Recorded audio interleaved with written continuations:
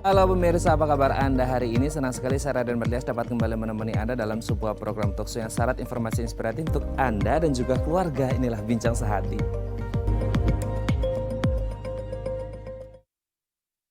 Ya pemirsa, apa yang Anda pikirkan kalau saya menyebut kata cinta alias cinta? Pasti sesuatu yang indah ya. Tapi pertanyaannya gini, mudah nggak sih untuk menemukan cinta? Apalagi bagi mereka yang lagi barusan putus cinta, barusan terluka batinnya, sakit hatinya gara-gara cinta. Nah inilah topik yang akan kita bahas hari ini, yaitu menemukan cinta seusai luka. Wah ini judulnya kita banget gitu ya. Nah hari ini mungkin bagi Anda yang punya pertanyaan boleh tanya-tanya ya. Namun sebelum kita membahas tentang topik kita hari ini, betul ketika kita lagi sakit hati, terluka batinnya, kita pasti akan stres, tertekan, down, gak bisa ngapa-ngapain. Nah salah satu hal yang bisa kita lakukan untuk menyemangati diri kita adalah kita ngomong nih sama diri kita sendiri atau yang disebut dengan self-talk. Nah kita akan membahas terlebih dahulu nih, manfaat dari self-talk itu apa aja sih? Kita lihat poin yang pertama pemirsa.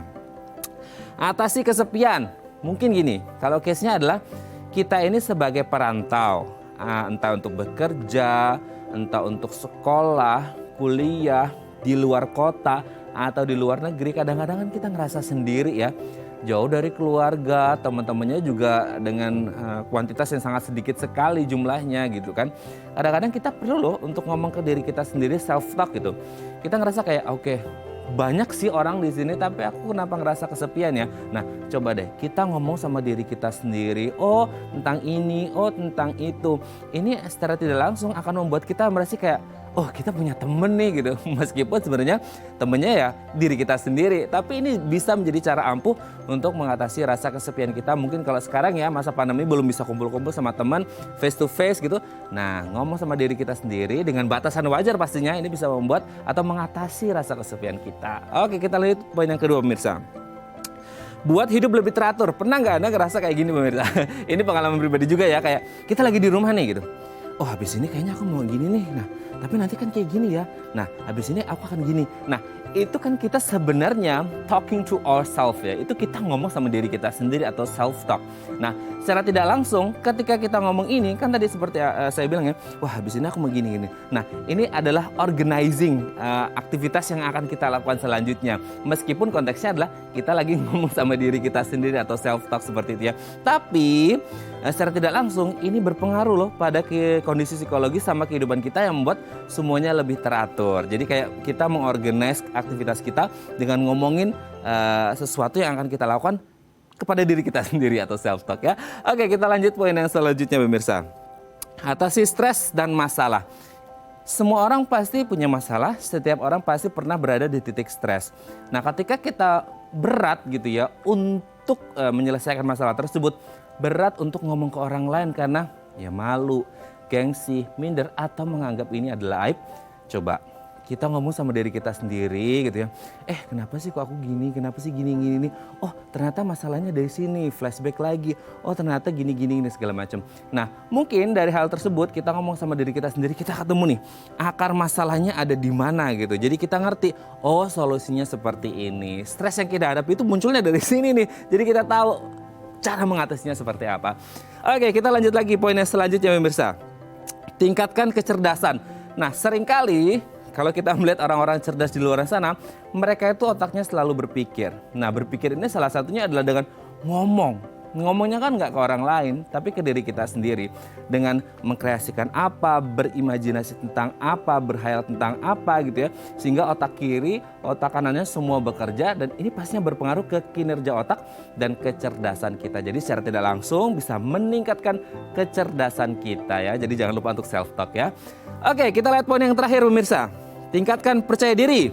Nah gini, kadang-kadang ketika kita lagi mau melakukan apapun gitu ya, entah A, B, C dan lain sebagainya, ketika tidak ada orang yang mensupport kita, jadi support system di sekitar kita, kita bisa loh ngomong sama diri kita sendiri nanti, oke, Kamu pasti bisa, kamu pasti ini, kamu pasti ini, kamu pasti bisa melakukannya, kamu pasti berhasil, kamu pasti sukses. Nah, ini menjadi satu hal yang afirmasi ya, sesuatu yang berpikir positif bahwa kita bisa berhasil dan sebenarnya ini adalah bagian dari self talk. Oke, itu dia tadi beberapa manfaat self talk dan kami akan membahasnya sesaat lagi. Tetap bersama kami di Bincang Sehati.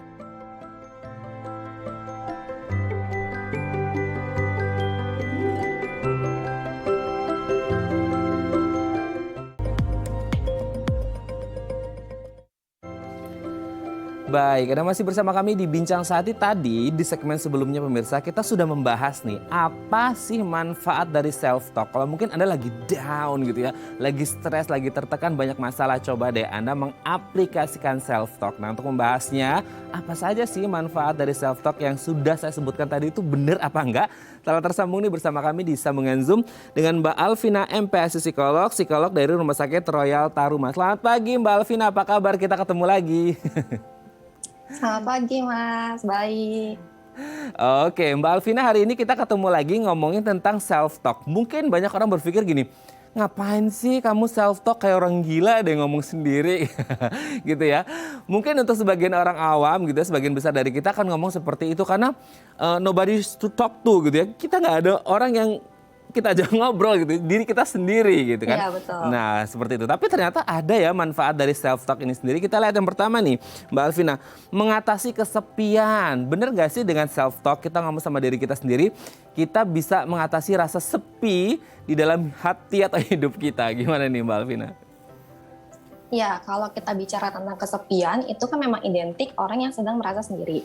Nah, di saat merasa sendiri itu kan kita kan ingin memiliki teman untuk bercerita. Betul. Kadang kita bingung nih mau cerita sama siapa, atau udah cerita tapi respon dari pendengarnya tuh kurang memuaskan. Betul. Gitu. Nah, bisa dicoba untuk self talk atau berdialog internal dengan diri sendiri, sehingga dengan berdialog dengan diri sendiri ini kan pikiran sadar dan pikiran alam bawah sadar itu kan ikut berkontribusi. Dan bagaimanapun kita tuh yang paling tahu tentang diri kita sendiri, sehingga mungkin saat bercerita dengan orang lain responnya itu kurang memuaskan, tapi di saat kita mencoba berdialog dengan diri sendiri keluar nih respon yang kita puas, yang kita harapkan gitu. Jadi kurang lebih seperti itu tuh bagaimana self talk sendiri itu bisa mengatasi kesepian, seperti itu. Oke, ketika kita berharap ngobrol sama orang gitu ya, tapi yang diajak ngobrol nggak memberikan respon yang baik gitu ya, memuaskan. Kurang memuaskan, akhirnya kita kayaknya aku lebih puas kalau ngobrol sama diri sendiri deh, ngomong sama diri sendiri ya. Mungkin tergantung dari orangnya juga, ketika mereka mungkin tergantung ekspektasinya juga, tapi lebih baik ketika kita merasa lebih comfort, lebih nyaman dengan ngobrol sama diri kita sendiri. So do it gitu ya, jadi lakuin aja karena itu bisa berdampak baik pada kondisi psikologis kita. Oke, kita lanjut poin yang kedua Mbak Alvina. Buat hidup lebih teratur, kadang-kadang gini, aduh habis ini kayaknya aku bakal gini nih, oh iya tadi itu kok kurang gini ya, nah gitu kan sering ya kita, terutama aku juga sering begitu nih Mbak Alvina, maksudnya kayak oh, habis ini aku mau ngapain, jadi kayak organizing sesuatu yang akan aku lakukan dengan ngomong sendiri, meskipun akhirnya ketika dilihat orang, dia lagi ngapain sih kok ngomong sendiri gitu. Ini sebenarnya bisa membuat kita lebih kayak organize lagi nggak sih, hidupnya lebih teratur gitu? Sebenarnya self talk sendiri ini harus dibiasakan, jadi kita harus konsisten dan teratur. Jadi ketika kita tuh terbiasa untuk melakukan self talk, kita terbiasa nih, misalnya bangun pagi, kita udah langsung menggumam sendiri nih kegiatan hari ini apa aja nih, misalnya dari bangun tidur, mau olahraga dulu, mau mandi dan sebagainya. Nah, sehingga secara tidak langsung ketika kita menjalankan kegiatan hari ini itu tuh teratur nih seperti apa yang kita rencanakan sebelumnya. Nah, dengan melakukan self talk ini juga kita tuh bisa menentukan prioritas. Jadi misalnya pada hari ini nih ada beberapa agenda yang penting. Karena kita nih udah menyusun dulu nih, organizing dulu, kita jadi tahu nih mana sih yang bisa kita prioritaskan dulu, mana yang bisa kita lakukan terlebih dahulu, seperti itu. Makanya itu yang membuat self talk itu bisa membuat hidup kita ini lebih teratur gitu. Oke, berarti kalau ngomongin hidup yang teratur ini adalah hidup yang kita create. Apakah harus monoton sama terus atau kita create sesuatu yang mungkin habit yang agak beda-beda nih setiap hari supaya nggak bosan gitu Mbak Alvina? Sebenarnya sih tergantung kenyamanan masing-masing ya. Jadi ada individu yang memang nyamannya tuh plek-plek seperti apa yang direncanakan di awal gitu kan. Tapi ada juga individu yang bisa agak fleksibel. Jadi misalnya direncanakannya seperti apa, tapi ternyata di tengah-tengah ada sesuatu gitu kan, jadi nggak bisa seperti yang direncanakan, tapi dia tetap nyaman nih terhadap perubahan itu, jadi nggak masalah, tergantung kenyamanan masing-masing individu aja. Oke, kembali lagi ke kenyamanan individu masing-masing ya. Tidak ada yang ideal, entah itu dia plek-plek Iya, sama betul. atau dia lebih fleksibel. Oke, kita lanjut poin selanjutnya. Ternyata dengan self-talk katanya bisa mengatasi stres dan juga masalah dalam kehidupan kita. Gimana nih Mbak Alvina? Maksudnya self-talk bisa mengatasi stres gimana nih? Ya, karena ketika kita tuh memiliki masalah atau sedang stres, biasanya yang pikiran dan perasaan yang paling dominan itu kan adalah pikiran dan perasaan yang negatif. Nah, dengan melakukan self-talk itu kita diharapkan dapat memberikan afirmasi positif terhadap diri kita sendiri. Jadi kita tuh selalu mensugesti diri kita sendiri dengan kata-kata yang positif. Jadi misalnya nih, ada orang yang gagal lolos apply kerjanya. Mungkin sebelumnya dia akan mengatakan pada dirinya sendiri, saya nih gagal nih, saya nggak kompeten jadi orang gitu kan. Tapi kita mencoba untuk self-talk, memberikan kata-kata positif. Kita ubah dari yang negatif ke positif. Jadi misalnya seperti, oke, hari ini saya gagal, nggak apa-apa, ini dibuat jadi pembelajaran aja. Mungkin kemudiannya saya akan lebih baik gitu kan, jadi lebih kompeten lagi dibandingkan yang lainnya. Dan itu harus diulang-ulang terus, jadi kita tanamkan sendiri kepada diri kita. Nanti secara tidak langsung kita mensugesti diri kita sendiri bahwa oke, saya akan melakukan yang lebih baik lagi, sehingga kedepannya saya akan lebih kompeten, seperti itu. Oke ya, jadi memang sangat membantu sekali kalau kita lagi punya masalah ya. Oke, kita lanjut poin yang selanjutnya Mbak Alvina. Tingkatkan kecerdasan, hubungan antara kita ngomong sama diri kita sendiri dengan tingkat intelijensi atau kecerdasan ini yang seperti apa sih Mbak Alvina? Iya, kalau kita tuh sering self-talk atau sering ngomong sama diri kita sendiri, itu kan secara tidak langsung otak itu makin terasah ya, dibandingkan kita tuh bener-bener diem cuma bengong aja gitu kan. Otak kita ya dibilangnya kurang bekerja gitu ya. Dengan kayak tadi nih kita tuh mengorganisasi keseharian aja itu kan secara tidak langsung kita juga menghafal gitu kan. Itulah yang membuat otak itu semakin terasa. Jadi banyak banget nih manfaatnya, bisa sambil menghafal, sambil mengasah kecerdasan, otak juga selalu terus bekerja seperti itu. Oke, jadi kinerja otaknya selalu aktif dan produktif ya. Karena kalau otaknya selalu aktif dan produktif, ini menjadi salah satu indikator cerdas atau kurang cerdasnya seseorang seperti itu ya. Oke, yang terakhir nih Mbak Alvina adalah katanya dengan self-talk ini bisa meningkatkan rasa percaya diri kita. Gimana nih maksudnya hubungan antara self-talk dengan rasa percaya diri yang mungkin untuk sebagian orang, aduh susah banget nih bisa pede di depan-hadapan orang segala macam gitu Mbak Alvina. Iya, karena dengan melakukan self-talk itu sendiri, pastinya kan kita kan intinya itu kan mencoba untuk memasukkan afirmasi positif terhadap diri kita sendiri. Jadi misalnya kita mencoba mengatakan kepada diri kita sendiri kata-kata yang positif. Misalnya, saya percaya diri, saya pasti bisa. Nah, itu pun dilakukan bisa dengan berbagai cara. Misalnya kita ngomong dengan diri kita sendiri dalam hati gitu ya. Saya pasti bisa, saya percaya diri. Atau bisa juga kita suarakan. Misalnya kita ngomong di depan cermin gitu kan, supaya lebih berasa ngomong gitu ya. Oke, saya pasti bisa, ayo semangat gitu. Bisa juga kita tempelkan di post-it. Kita tulis kata-kata singkatnya, misalnya semangat atau apapun kata-kata yang pastinya positif, kemudian kita tempel, kita taruh di bagian-bagian sudut atau benda yang suka kita lihat. Jadi secara tidak langsung, kita tuh selalu mensugesti diri kita terhadap kata-kata positif itu, sehingga membuat kita lebih percaya diri tentunya. Wah ya, jadi dengan kata-kata positif, afirmasi yang membuat kita pikirannya lebih positif, ini bisa membuat kita jauh lebih percaya diri. Tapi kalau gini Mbak Alvina, ketika kita lagi sedih, kan kadang-kadang kita jadi ngikutin arus sedihnya, kita ngomong ke diri kita sendiri malah tambah sedih, itu gimana tuh? Iya, itu yang tadi dicoba sih, maksudnya kalau ketika kita sedang sedih itu kan memang banyak yang negatifnya daripada positifnya ya. Kita coba untuk misalnya pertama mengubah kata-kata atau pikiran negatifnya ke positif. Kemudian juga kita kalau lagi sedih ya kita harus mencari kegiatan. Jadi jangan cuma termenung di kamar. Misalnya kita melakukan hal-hal yang kita sukai. Jadi kita juga lagi happy, kita memasukkan kata-kata positif terhadap diri kita seperti itu. Oke ya. Jadi jangan pas sedih, ngomongnya sedih, backsoundnya teh Ocha, aku menangis ya, jadi tambah sedih ya. Oke, terima kasih Mbak Alvina MPSI psikolog dari Rumah Sakit Royal Taruma sudah berbagi bersama kami pagi hari ini. Ini ilmu baru self-talk ternyata punya manfaat yang banyak untuk kesehatan mental kita. Terima kasih Mbak Lavina, sehat-sehat selalu, salam untuk keluarga di rumah dan teman-teman di rumah sakit. Selamat pagi.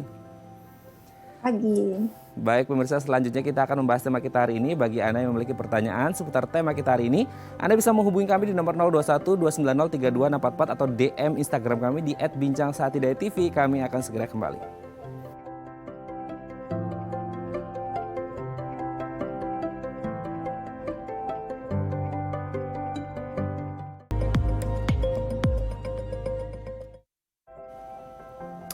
Baik, Anda masih bersama kami di Bincang Saati dan kita masih membahas topik yang kayaknya ya hampir 99,9% kita pernah mengalami. Kita makhluk hidup yang pasti punya hati, punya rasa, punya cinta. Nah, tapi kadangkala kita pernah menemukan di satu titik kita terluka. Waduh, berat ya ini pagi-pagi kita sudah ngomongin ini, tapi ini demi masa depan kita ya. Bagi Anda yang masih terluka hatinya dan ingin kembali membuka hati untuk cinta, nah Anda boleh nih bertanya-tanya ke kami di nomor 021 290 3244 atau DM Instagram kami di @bincangsaatidayatv untuk membahasnya. Telah tersambung nih bersama kami di sambungan Zoom dengan Bapak Himawan Hadira Harja selaku pemerhati masalah keluarga dan juga Direktur Family First Indonesia. Selamat pagi Pak Himawan, apa kabar? Semangat pagi, luar biasa Pak. Semangat pagi dan luar biasa. Iya, senang sekali bisa ketemu meskipun secara online dulu gitu. Semoga keadaan semakin membaik, kita bisa ketemu one on one lagi, ngobrol di studio, kita sharing-sharing sama pemirsa. Amin. Ya Pak ya. Oke, Pak, hari ini temanya sebenarnya menarik tapi lumayan berat juga ya. Gitu ya. Bagaimana ini saya yakin deh 99,9% pasti kita pernah mengalami, pun mungkin termasuk saya atau Pak Himawan juga ya. Gitu ya. Pernah terluka juga batinnya entah karena satu dan lain hal dan harus membuka kembali hatinya untuk sebuah rasa yang disebut dengan cinta. Wah, sangat luar biasa. Nah, tapi sebelum ngomongin gimana cara membuka hati seusai luka gitu ya, ini sebenarnya yang dimaksud dengan cinta itu esensinya apa sih, Pak Himawan? Iya, ini memang menarik sekali ya. Banyak berpikir bahwa cinta itu hanya sekedar sebuah perasaan, tapi tidak hanya itu saja gitu ya. Artinya perasaan sayang pada seseorang yang begitu kuat untuk kita memberikan yang terbaik kepada orang tersebut. Dan di dalam sebuah relasi, apalagi kalau kita bicara dalam konteks relasi pernikahan, perasaan ini aja nggak cukup gitu, bahwa awalnya mungkin dari sebuah perasaan tertarik, perasaan ingin memberikan yang terbaik, perasaan ingin mencurahkan perhatian kita, rasa sayang kita.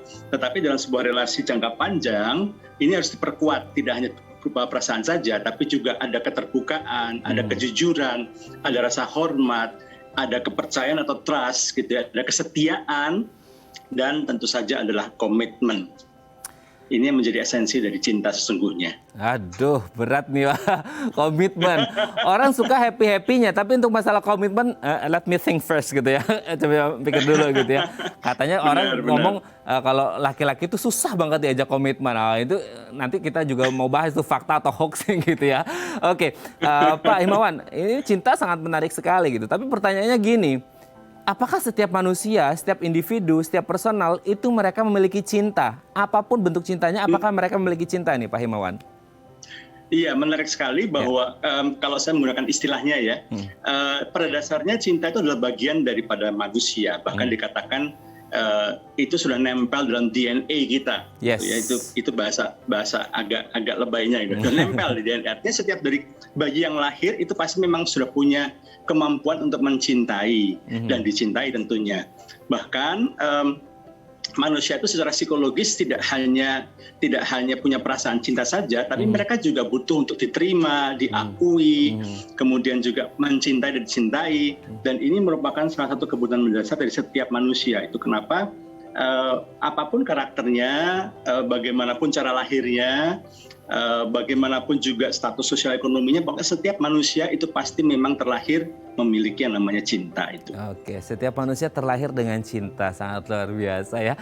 Tapi gini, lagi-lagi Pak Himawan, cinta ini kan it's so universal ya, itu universal banget. Jadi kita bisa mendefinisikan cinta itu kayak, oh ini ada cinta kepada pasangan, oh ini cinta kepada sesama, oh ini cinta kepada makhluk hidup yang lain gitu. Banyak beragam cinta. Apakah kemudian cinta-cinta ini seperti pasangan sama kepada sesama saudara kita ini sebenarnya konsepnya, esensinya sama atau beda sih?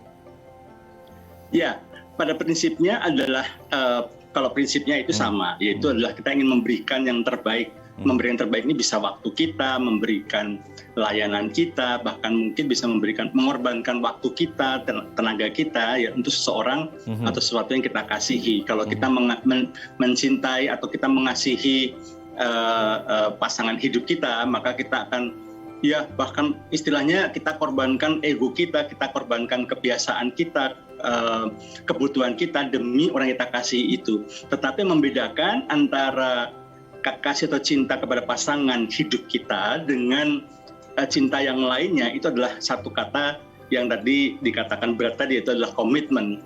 Karena cinta kepada pasangan itu bertumbuh lebih dari sekedar perasaan sayang. Unsur komitmen inilah yang membuat seseorang akan berjuang untuk mempertahankan relasi dengan pasangan apapun yang terjadi. Belajar untuk menerima bahwa pasangan memang tidak sempurna dan belajar untuk mengerus ego sendiri, mengorbankan ambisi kita, sifat kita demi untuk bisa membahagiakan pasangan yang dikasihinya. Itu yang membedakan antara cinta kepada pasangan hidup kita dengan kepada yang lainnya gitu. Oke, jadi kalau pasangan, kasih kepada pasangan, cinta kepada pasangan itu adalah sesuatu yang butuh perjuangan. Sesuatu yang berat tadi disebut di awal, komitmen. Jadi kalau biasanya kita ngomong, I will do my best gitu ya. Ini bukan sekedar I'll do my best, tapi I'll do it whatever it takes gitu ya. Saya akan melakukannya apapun halangannya gitu kan. Nah itu konsepnya seperti itu. Tapi gini Pak Himawan, yang juga menarik adalah gini. Ada orang bilang, siap mencinta, siap sakit. Tuh, gimana tuh Pak? Iya, memang semakin dalam rasa sayang kita pada seseorang, berarti secara tidak langsung kita juga harus siap sebuah kemungkinan untuk kita mengalami yang namanya luka. Dua orang yang saling mencintai itu ibarat dua ekor landak gitu kira-kira Mas. Jadi bagaimana dua ekor landak itu ketika mereka bertahan di dalam masa musim dingin, karena dingin sekali kan mereka harus menghangatkan diri ya. Dan salah satu cara mereka adalah menempelkan dirinya satu sama lain. Itu masalahnya landak ini kan berduri ya. Yes. Semakin mereka berpelukan dengan erat, semakin durinya saling menusuk. Nah demikian juga kasih cinta seperti itu. Artinya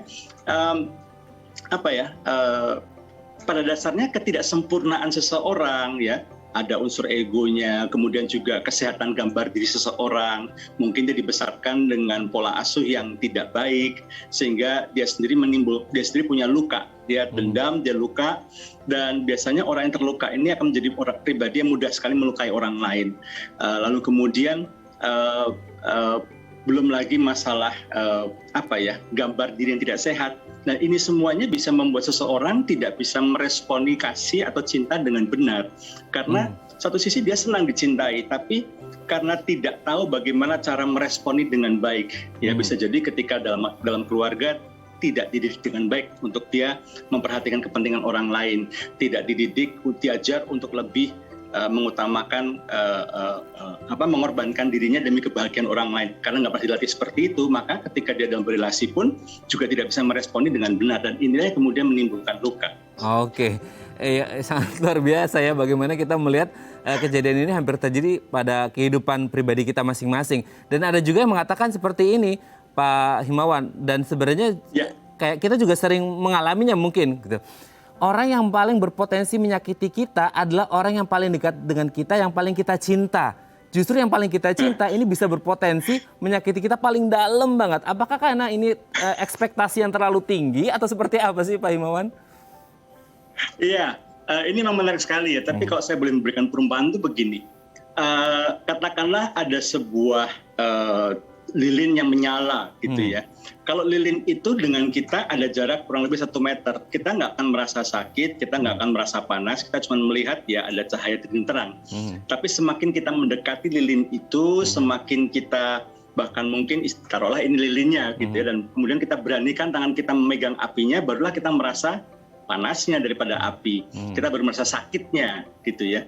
Artinya memang kedekatan secara psikologis itu memang membuat kita satu sisi kita juga bahagia, kita perasaan cinta yang makin kuat, tapi di sisi yang lain buat kita rentan. Karena ketika kita dekat dengan seseorang, kita seolah-olah sedang menurunkan defense mechanism kita, pertahanan diri kita. Kita benar-benar terbuka sama orang itu, kita punya ekspektasi yang besar, dan kita berharap bahwa tindakan kasih kita, pengorbanan kita itu dibalas dengan setimpal. Hanya saja kembali lagi, kita lupa ya bahwa kita sedang mengasihi seorang manusia yang punya kelemahan, seorang manusia yang tidak sempurna, seorang manusia yang juga punya rasa sakit, rasa ego, mungkin juga luka dari kehidupan fase kehidupan sebelumnya, sehingga ini yang membuat tidak semua orang bisa meresponnya dengan baik, dan kita cenderung kaget. Dan biasanya, loh kok kalau orang lain yang ngomong gitu sih nggak apa-apa sih, apalagi orang nggak pernah ketemu gitu. Tapi kan kamu yang ketemu sama aku tiap hari, apalagi selama PPKM kemarin hampir 24 jam ketemu gitu ya. Harusnya kamu tahu dong, kita sudah kenal sekian tahun, harusnya kamu nggak ngomong begitu, harusnya kamu otomatis udah tahu kebiasaan seperti ini itu melukai aku, kenapa kamu nggak lakukan. Dan itu pengharapan yang hancur berantakan, kemudian kekecewaan karena ekspektasi kita tidak tercapai, kemudian belum lagi biasanya memang tanpa sadar kita menjadi cenderung lebih agresif kepada orang yang paling kita kenal, yang paling cintai, bukan pada orang asing. Kenapa? Karena kita menghabiskan waktu paling banyak dengan mereka, dan karena relasi itu paling berarti. Semakin relasi itu punya meaning, punya keberartian yang semakin kuat, biasanya justru ketika kita dikecewakan terasa semakin terluka gitu. Waduh ya, sangat luar biasa. Ini kayaknya yang nonton semuanya kayak jelek momen gitu ya Pak Himawan ya, karena ini gue banget kan bahasanya gitu, ini aku banget gitu ya. Oke Pak Himawan, nanti kita akan lanjut lagi di segmen selanjutnya. Sebenarnya ketika orang terluka karena cinta gitu ya, karena sakit hati, karena sakit cintanya gitu ya, ini sebenarnya secara tidak langsung ngefek ke kondisi psikologi seseorang, dan dampaknya ke depannya gimana ketika mereka ingin mencoba membuka hati lagi, mencoba membuka rasa supaya masuk lagi itu cita-citanya ya. Nanti kita akan bahas di segmen selanjutnya. Baik pemirsa, bagi Anda yang memiliki pertanyaan seputar tema kita hari ini, Anda bisa menghubungi kami di nomor 021 290 32 atau DM Instagram kami di @bincangsaati.tv. Kami akan segera kembali.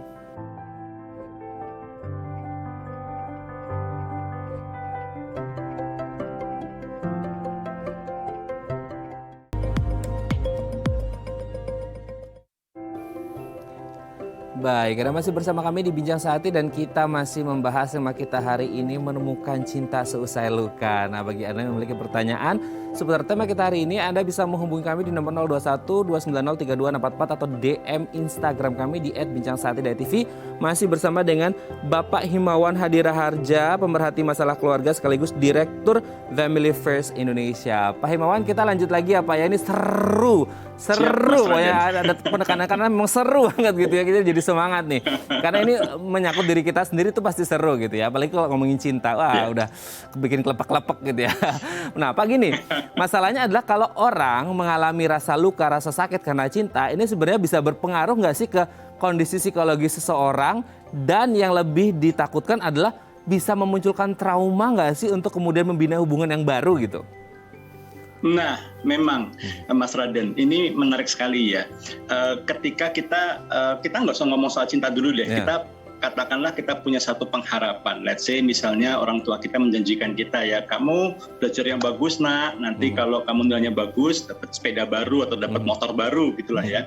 Kita sudah punya pengharapan kan, kita sudah punya ekspektasi yang sangat tinggi, kita sudah bayangkan bahwa kita bakal naik motor keren itu, teman-teman akan ngeliatin kita sudah punya satu dream ya. Dan tiba-tiba ketika itu terjadi, kita sudah belajar dengan sungguh-sungguh, kita sudah memenuhi ekspektasi daripada orang tua kita.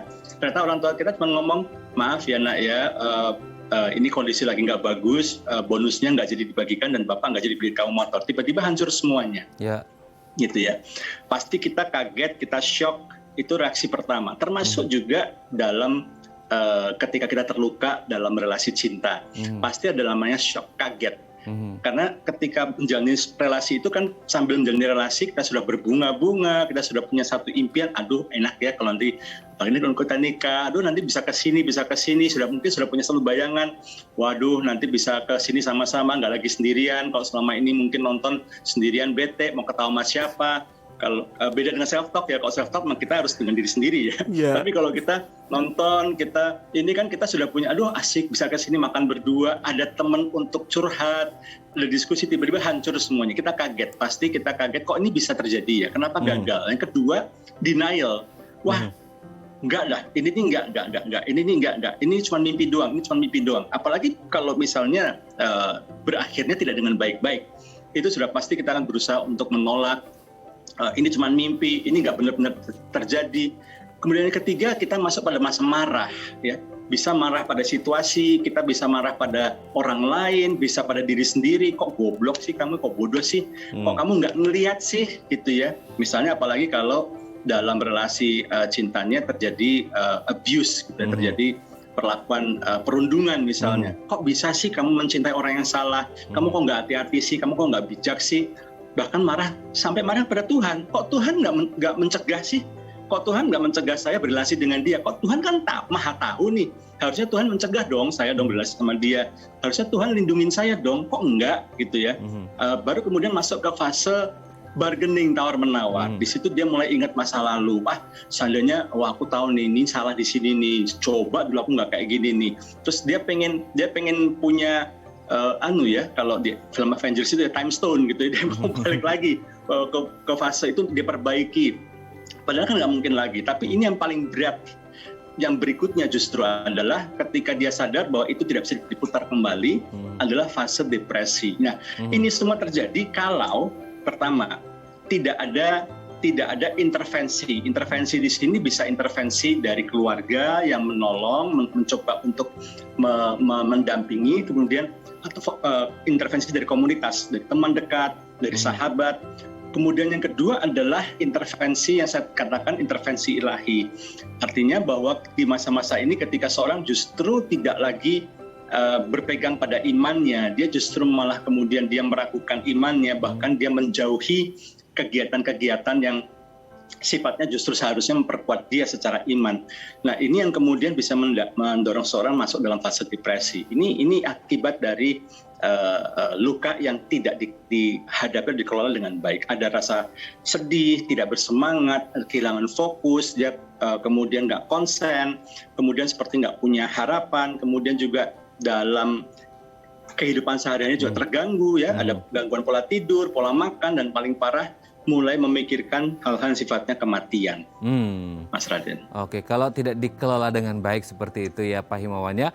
Pak, ini Ya. ada DM Instagram dari pemirsa, ini mungkin punya pengalaman sama kita gitu ya Pak ya. Aku bacakan ya untuk Pak Himawan nih dari Pak Agung ya, Pak Agung.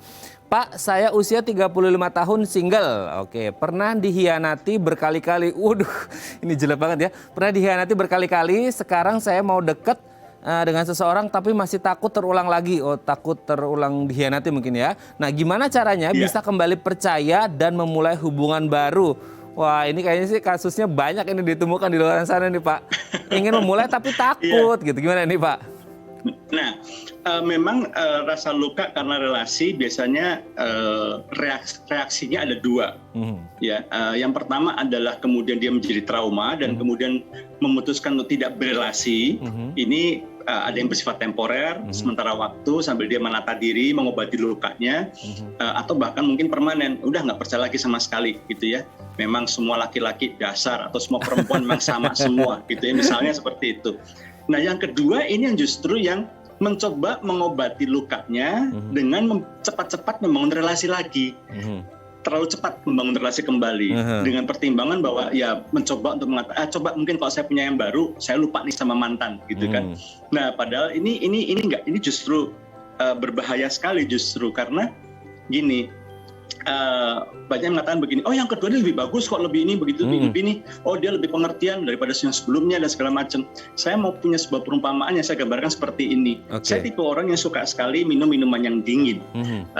Bagi saya minuman dingin itu yang dari kulkas gitu ya. Lalu suatu hari katakanlah karena saya kepedasan makan gado-gado yang pedas gitu ya, dan saya butuh air dingin kan, karena tidak ada. ya sudah, karena ini kan mulut rasanya panas gitu ya karena cabai ya, dan saya harus minum sesuatu yang dingin untuk meredakan. Karena tidak ada air dari kulkas, adanya ya air apa adanya, dari situ saya minum. Karena saya baru saja merasakan makanan yang panas dan terasa panas sekali di mulut. Air meskipun bukan dari kulkas menjadi terasa dingin karena saya baru saja mengalami pengalaman yang sifatnya panas. Dengan kata lain saya mengatakan begini, kenapa sih sepertinya mengobati luka dengan sebuah relasi yang baru sangat berbahaya? Karena pasti kita dengan sang mantan, kita mungkin ada sakit hati, ada luka, ada pengharapan yang hancur, dan ketemu seseorang yang kita mungkin belum pernah berantem, kita belum tahu sisi-sisi buruknya daripada seseorang yang baru ini, tapi kita merasakan keindahan-keindahan, pasti kita akan mengatakan ini lebih baik, ini lebih baik, ini lebih baik. Padahal ini sangat rentan sekali. Ketika kita sudah mulai bisa pulih dari luka kita dan mulai melihat kenyataan, barulah kita akan bisa melihat sisi-sisi yang lain dari teman baru kita ini. Jadi sangat berbahaya sekali ketika kita membangun relasi yang baru. Di sisi yang lain, saya ingin mengatakan begini. Mungkin saya ingatkan ada sebuah lagu yang sudah sangat lama gitu ya, yang dinyanyikan oleh seorang mantan gubernur DKI. Gitu ya. Tidak semua laki-laki. Ini karena yang nyanyi laki-laki. Gitu ya. Artinya kita sering lupa ya bahwa orang yang kita kasih itu adalah seorang individu yang punya karakter, punya sifat, punya masa lalu, punya pola pikir yang belum tentu dimiliki oleh orang-orang yang lain. Artinya gini, mungkin dengan mantan dulu kita terluka, tapi apakah dengan semua pria atau semua wanita akan seperti itu? Belum tentu. Ketika kita menemukan orang yang baru, belum tentu kita akan mengalami luka lagi yang sama, gitu ya. Yang perlu saya katakan adalah begini. Hadapi dulu ya. Ini fase-fase di mana kita mungkin masih masa anger, mungkin masih masa denial.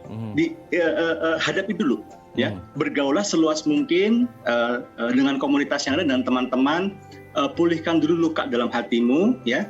Perkuat dengan ibadah kita sudah pasti. Lalu kemudian bila perlu, kalau kita sangat trauma misalnya sampai punya pemikiran yang kurang baik, kurang sehat, dan kita coba dengan olahraga, kita coba dengan ngobrol, tidak menyelesaikan masalah, temuilah psikolog gitu ya, yang bisa membantu kita untuk menyembuhkan luka kita. Baru kemudian kita memikirkan sebuah relasi yang baru dengan pemikiran bahwa saya belajar kok dari kesalahan saya. Dulu bukan cuma mantan saya yang nyakitin saya pun juga punya saya yang salah. Saya salahnya di sini, saya salahnya di sini, dan saya harus berbenah supaya saya tidak mengalami hal yang sama. Saya pun juga harus berubah.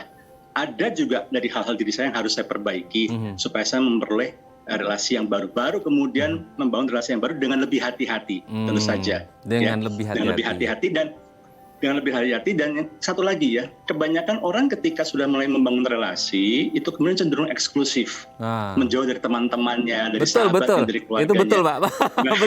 betul banget.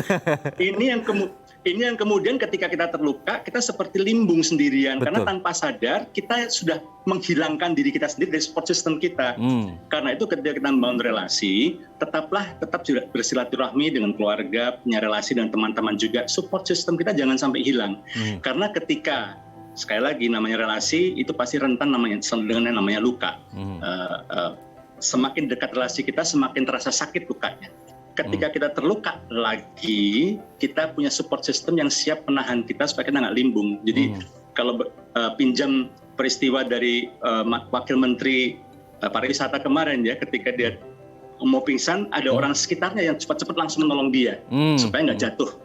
Nah, seperti itulah kurang lebih pentingnya ketika kita meskipun sudah punya relasi cinta, tapi tetap punya support system, sahabat, keluarga yang dekat dengan kita dan tetap menguatkan kita, dan bisa jadi dari komunitas inilah mereka bisa memberikan masukan yang lebih objektif. Karena ketika kita sedang membangun cinta ini kan jadi kena kabut cinta ya, jadi nggak bisa objektif melihat teman dekat kita, keluarga kita, teman-teman kita bisa kasih masukan, hati-hati, dia tuh cuma buaya, ini mobilnya sih boleh BMW, tapi BMW-nya BMW nggak tahu punya siapa. Ayo, jangan terlalu cepat membangun pengharapan, jangan terlalu cepat membangun ekspektasi. itulah pentingnya kita punya support system yang menolong kita. Jadi jangan takut untuk membangun relasi, tapi hati-hati dan lebih bijak, belajar dari kesalahan yang sebelumnya. Itu pesan dari saya. Oke, boleh membina hubungan baru tapi lebih bijak dan berhati-hati, jangan sampai masuk ke lubang yang sama ya. Semoga ini bisa menjawab pertanyaan dari Pak Agung dan tetap semangat untuk menemukan tambatan hatinya. Ini nggak kerasa sebenarnya pertanyaannya banyak ini Pak Himawan, tapi sudah dijelaskan secara detail banget sama Pak Himawan. Nah ini sangat luar biasa, tadi pokoknya udah clear ya gimana cara membuka hati lagi, menemukan cinta seusai luka, yang kebetulan juga menjawab pertanyaannya Pak Agung tadi. Nanti di segmen terakhir Pak Himawan kita akan ngobrol-ngobrol nih. Tipsnya, kalau tadi udah membuka hati nih. Nah sekarang kita akan mencoba untuk mencari cinta sejati, ini tipsnya bagaimana? Wah ini ilmu penting banget. Terutama bagi yang belum punya gandengan ya. Nanti kita akan bahas di segmen selanjutnya. Baik pemirsa, bagi Anda yang memiliki pertanyaan seputar tema kita hari ini, Anda bisa menghubungi kami di nomor 021 290 3244 atau DM Instagram kami di @bincangsaati.tv. Kami akan segera kembali.